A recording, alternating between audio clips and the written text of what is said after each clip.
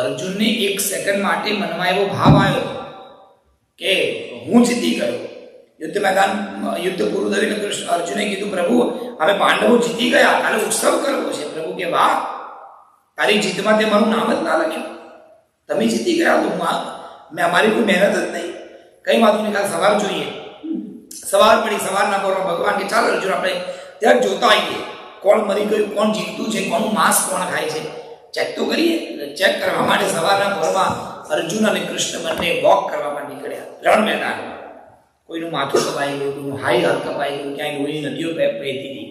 એમાં ચાલતા ચાલતા ભગવાન ગયા, એક ઘંટ પડ્યો તાંબા, અને ભગવાનની ધોતી ઘંટ પર ફસાઈ અને ઘંટ આડો પડી ગયો. જ્યાં ઘંટ આડો પડ્યો એમાંથી એ ઘંટની નીચેથી 4 પક્ષીઓના બચ્ચા કલબલ કલબલ કરતા નીકળ્યા, અને ઉડતું એક પક્ષી આવ્યું અને કૃષ્ણ ભગવાનના ખભા પર બેસી ગયું. આ બધું જ અર્જુન બધું જોવે. પક્ષી આવ્યું, પક્ષીના માથા પર હાથ મૂક્યો, આમ ફેરવ્યો ભગવાને, એટલે પક્ષીને વાચા ફૂટી.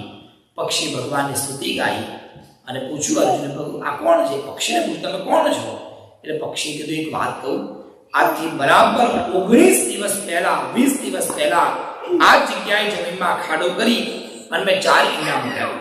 4 ઈંડા મૂકીને મનમાં નક્કી કર્યું કે હું આ ઈંડાને સેવીશ, ઈંડા પર પાંખ મૂકીને બેસી રહીશ. 18-19 દિવસ પછી ઈંડામાંથી બચ્ચાઓ બહાર આવશે, હું મારા બાળકોનો માળો બનાવીશ, પ્રેમ કરીશ, આવું બધું વિચારતો. પણ મને ક્યાં ખબર ભાગ્યમાં શું હતું. હજી તો વિચાર કરું એટલામાં ભયંકર ધૂળની ડમરીઓ આકાશમાં ઉડી. એટલે મને એમ કે કંઈક હશે. મેં જઈને જોયું તો ખબર પડી કે બંને બાજુથી મોટી મોટી સેના આવે છે. એક બાજુથી પાંડવો, એક બાજુથી કૌરવો. મારી છાતી ફાટી ગઈ. આટલા મોટા હાથીઓની વચ્ચે, ઘોડાઓની વચ્ચે આ જમીનના ખાડામાં મૂકેલા 4 બચ્ચાઓને, આ ઈંડાને કોણ બચાવશે? પણ મને તો એમ કે કોઈ નહીં બચાવે. આંખમાં આંસુ લઈ ખાલી કૃષ્ણ કૃષ્ણ કૃષ્ણ એવું નામ બોલતા બોલતા હું પહેલા ઝાડ પર જઈને બેસી ગયો.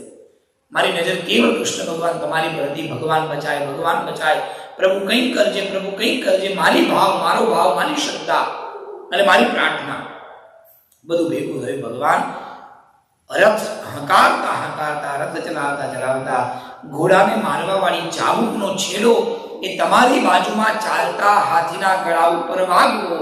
એના ગળામાંથી સાંકળ તૂટવી અને આખો ઘંટ 4 ઈંડા પર આવી બેસી ગયો. બોલો જય શ્રી કૃષ્ણ. મને અંદર હાથ ઈંડા બચી ગયા. 18 દિવસ સુધી ભગવાન આટલું મોટું યુદ્ધ થયું, આ ઘંટને કોઈ હલાવ્યું નથી. 18 દિવસ પૂરા થયા. જો આજે જો ઘંટ કોઈ ના ખસેડે તો મારા બચ્ચાઓ જન્મ લીધેલા ઊંઘણે અંદર મરી જાય.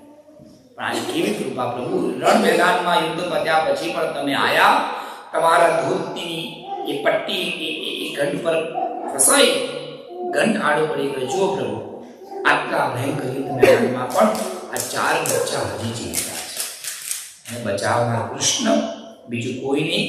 તમે કૃષ્ણ ભગવાનના ચરણોમાં અર્જુન પડી ગયો. પ્રભુ આનું મને ખબર પડી, યુદ્ધ કરનાર હું નહીં, યુદ્ધ કરનાર તમે છો, અને યુદ્ધમાં બચાવનાર કૃષ્ણ પ્રભુ તમે છો. તમારા સિવાય આ દુનિયામાં બચાવનાર કોઈ જ નથી.